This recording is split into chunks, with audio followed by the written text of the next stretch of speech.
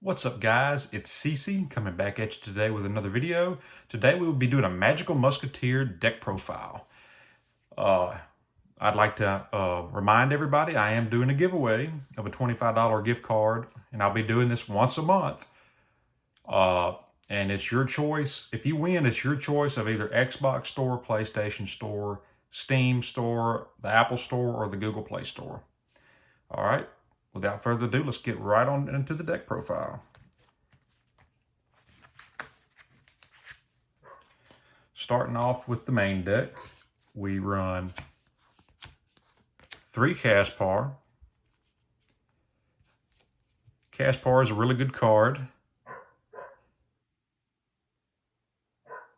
And the way the Magical Musketeers work, if you activate a card in the column that they're sitting in, like if Caspar is in this column and either you or your opponent activates a spell or trap card in this card's column, then he pretty much gets his effect where you get to search any Magical Musketeer card from your deck to your hand.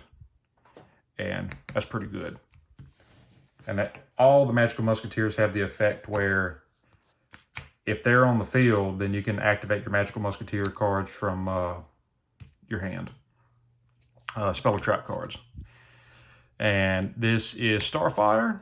And you pretty much get to special summon a level 4 Magical Musket monster from your deck in defense position. If you activate a card in her column. Spell or trap card. And then I run 2 Kid Brave. Kid Brave is your draw support in the deck. If you or your opponent activates a spell or trap card in this card's column, then you get to discard a Magical Musket card and draw 2 cards. So, really good card. Next, I run 2 Doc. Doc's okay, but I mean, it's good for late game. It recurs stuff from your graveyard and gets it back to your hand. I run 1 Magical Musketeer Wild. Pretty much same thing like Doc, but he targets 3 cards in the graveyard and shuffles them into the deck, then you draw 1. So once again, good late game card. And then there's Magical Musketeer Calamity. And pretty much same thing with the other 2. You get target a card in the graveyard and you special summon it if a spell or trap card is activated in that card's column. Next, for hand traps, I run 3 Honest. All your Magical Musketeer monsters, besides that 1 boss monster, which I do not run in the deck, all have under 2,000 attack power. So this pretty much makes it to where your opponent cannot beat over your Magical Musketeer monsters by battle. And then I run 3 Ash Blossom and Joyous Spring. You know, we want to slow down our opponent much as we can. What else can I say about a good generic hand trap? And then I also run 2 DD Crow. These you can easily take out for the Magical Musketeer card. It pretty much does the same thing as DD Crow, but I just decided to run with these instead of that trap. Now, I know y'all are going to be questioning this next choice of mine, but I do run it. I know, it's an old card. You're thinking, what in the world are you running this for? Well, like I said, the Magical Musketeer monsters do not have really good attack power. And Shrink pretty much says you could target 1 monster your opponent controls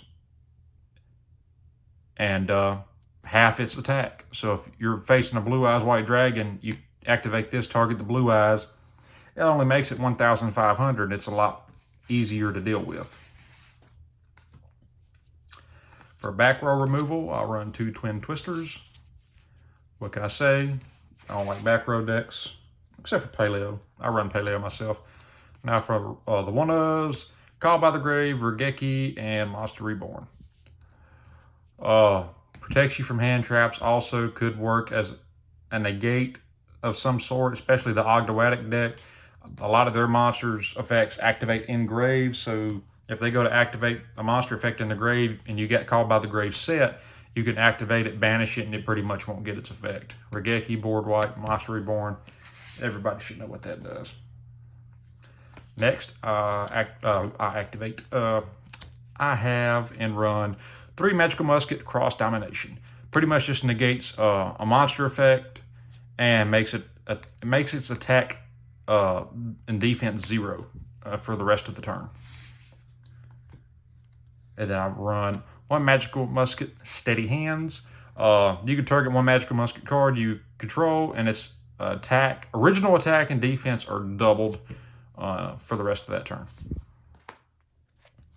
For some more draw support, I run 2 Pot of Desires. This could easily be Pot of Prosperity, but I just chose to run this because I don't own Pot of Prosperity. So, yep.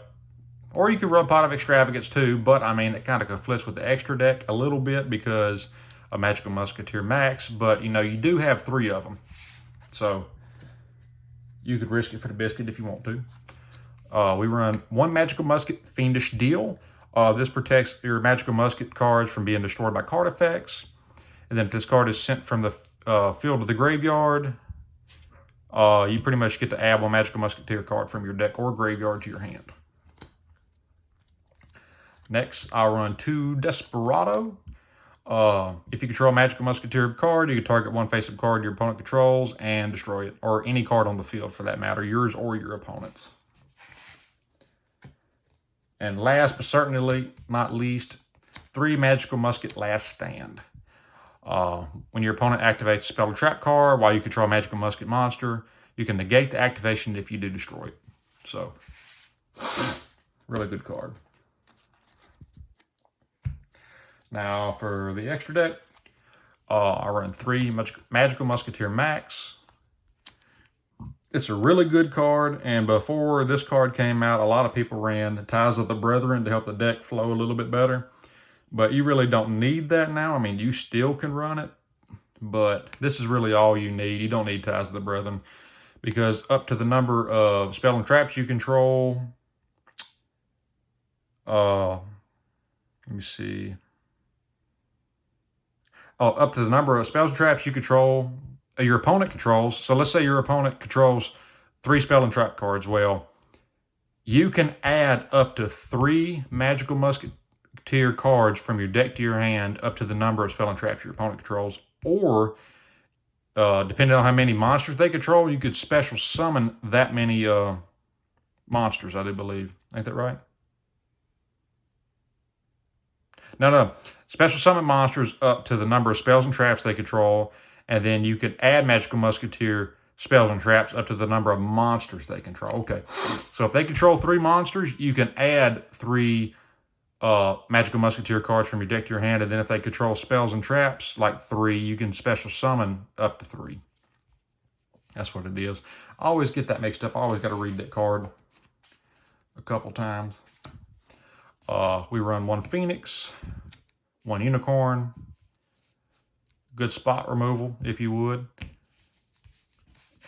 And for our XZs, we run 1 Tornado Dragon, 1 Castell, the Sky Blaster Musketeer, 1 Abyss Dweller, Tornado Dragons for back row removal, Castells for, you know, monster removal.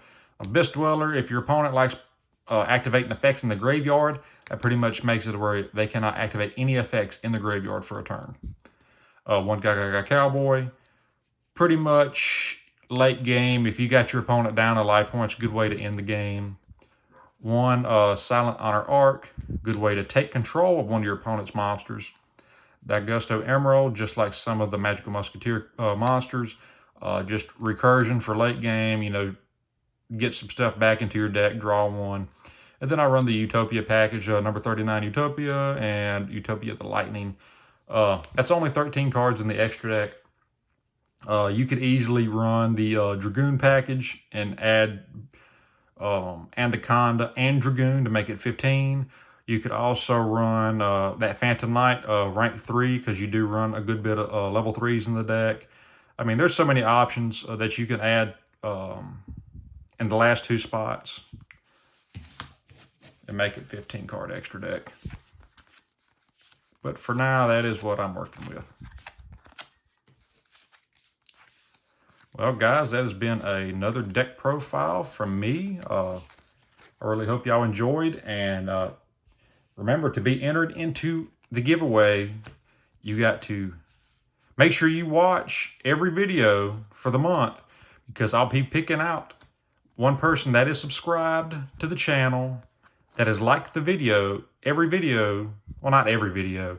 Well, the more videos you like and comment on and watch, the more likely you are to win, because I'm just going to pick one random video out of the month. And I'm going to pick that one random video. Then, you know, I'm going to pick one person that commented on that video. And that's who's going to win the giveaway. So, yep. So the more you like, comment, and watch, the more likely you are to win.